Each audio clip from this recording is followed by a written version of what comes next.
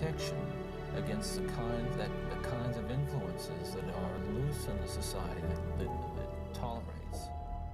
Entre los años 74 y 78, un hombre asesinó a más de 20 mujeres de una forma tan cruel y sádica que fue bautizado como el artista. Acompáñame a analizar a detalle todo sobre el caso de Ted Bundy.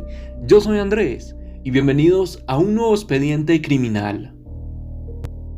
Ted nació con la sensación continua de rechazo por parte de su joven madre, que se quedó embarazada sin estar casada. Este hombre nació en el año 1946 y tuvo que soportar que su propia madre lo hiciese pasar por su hermano para disimular esa herida, ya que en esos años las mujeres tenían que estar casadas para poder tener hijos.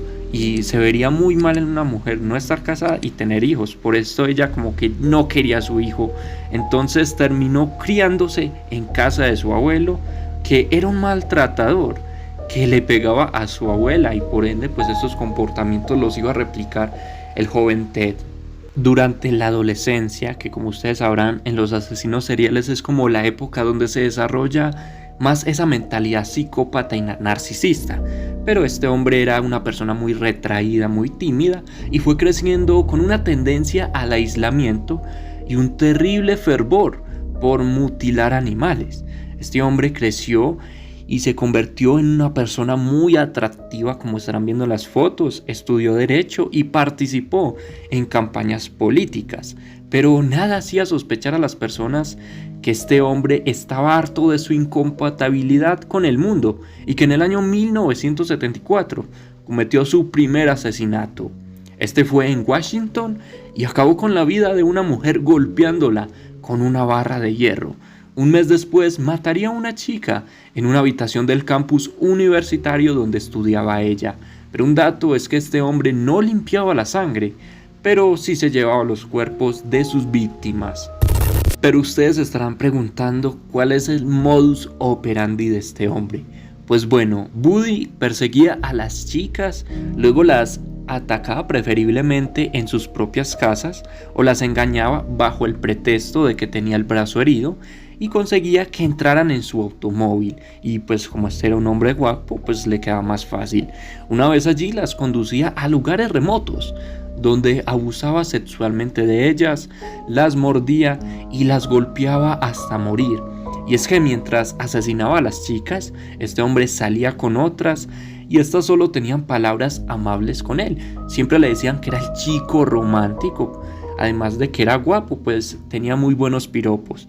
Y con esa premisa se acercaba sin problemas a las mujeres y comenzó a atacar a cualquier hora del día o de la noche. Todo esto fue desde los años de 1974 hasta 1978.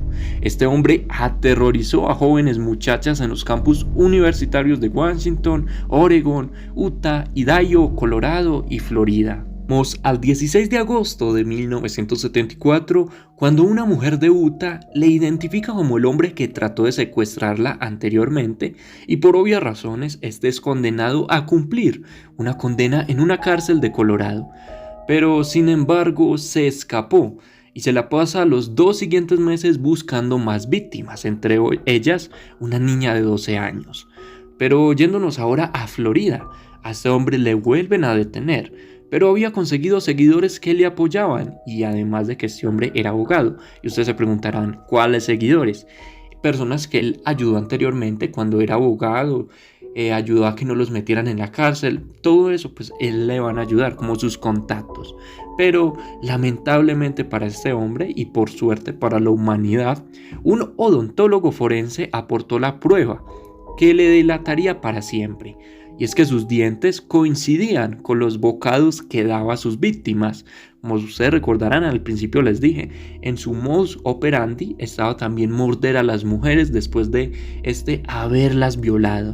Y por todo esto fue condenado al pasillo de la muerte por 14 homicidios en primer grado. Luego, ya que este hombre estuviera en la cárcel, él dijo haber asesinado a 20 mujeres, pero como ustedes sabrán, la justicia en los países es muy mediocre y muchas veces no sabe buscar los cuerpos o hace las cosas mal y solo lo acusaron de 14. Las chicas que elegían se revisó muy bien y solían tener cierto parecido físico a una exnovia de pelo oscuro y largo, pero este hombre aseguró que cuando las mataba toda su ira iba en contra de su propia madre. Como recordarán, la madre de él, y les dije en el inicio, no se llevaban muy bien, no se querían, porque ella quedó embarazada de muy joven. Y no solo pasó esto en la cárcel, sino que a este hombre se le hicieron muchísimos tests psiquiátricos que dieron como resultado una esquizofrenia. Y ya para saltándonos al 24 de enero de 1989, este hombre fue ejecutado en la silla eléctrica. Otras cosas que pasaron posteriormente es que en las ciudades donde este hombre mató a muchas de sus personas, de esas mujeres, como Jacksonville, los vecinos hicieron un gesto de repulsa contra este psicópata encendiendo velas y mecheros. Si les soy honesto, este caso me recordó un poco al de Jeffrey Dahmer, que tenían un modus operandi similar. La única diferencia es que Jeffrey Dahmer tenía inclinaciones homosexuales, pero los dos eran parecidos. Los dos seducían a sus víctimas, las llevaban a sus casas, las golpeaban y hacían cosas atroces. Pero si ustedes quieren saber el caso de Jeffrey Dahmer y otros expedientes criminales, yo les voy a dejar en la descripción, en una tarjetica del video, todo sobre estos casos.